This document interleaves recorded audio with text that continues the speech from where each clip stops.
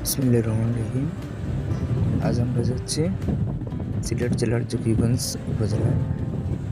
এখানে যাওয়ার একটা মেন উদ্দেশ্য হচ্ছে আমরা আজ একটা স্পেশাল একটা ক্যাম্পিং করবো রাতে।